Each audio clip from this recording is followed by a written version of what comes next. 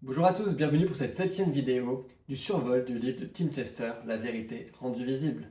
Et aujourd'hui, on va parler de la Sainte Seine. On a pu voir que dans l'histoire du monde, en 12 repas qu'on avait étayés, la Sainte Seine était le dernier repas et celui qui récapitulait tous les repas. Mais quelle est la première chose qu'il nous faut comprendre sur la Sainte Seine, Tony? Tout d'abord, il faut savoir que la Sainte Seine renvoie à la première Pâque.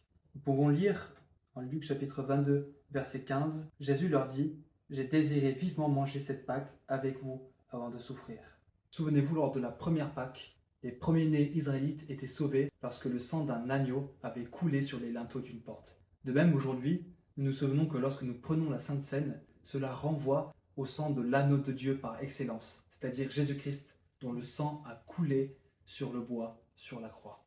Mais c'est pas tout aussi, on peut voir dans ce texte que Jésus est l'hôte du repas de la Sainte Seine.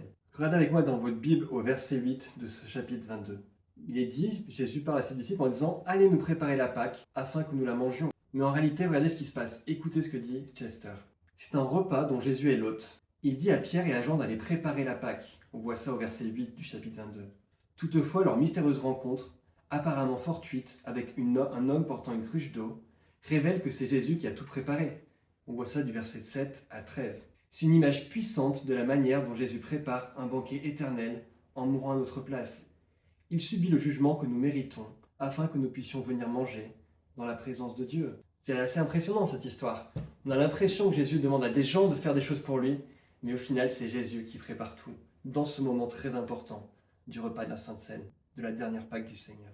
Et enfin, le repas de la Sainte Seine anticipe le banquet final promis en Ésaïe. Lisons Luc chapitre 22, versets 16 à 18. C'est Jésus qui parle. « Car je vous le dis, je ne la mangerai plus. » Donc ici, Jésus parle de la Pâque. « Je ne la mangerai plus jusqu'à ce qu'elle soit accomplie dans le royaume de Dieu. » Et ayant pris une coupe et rendu grâce, il dit « Prenez cette coupe et distribuez-la entre vous.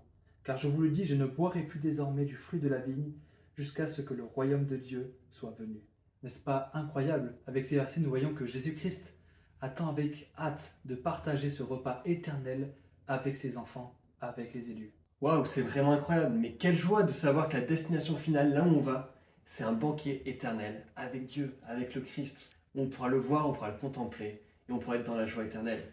On espère que ça vous encourage et que ça vous aide à voir la Sainte Seine comme cette anticipation de ce banquet final qui nous est assuré.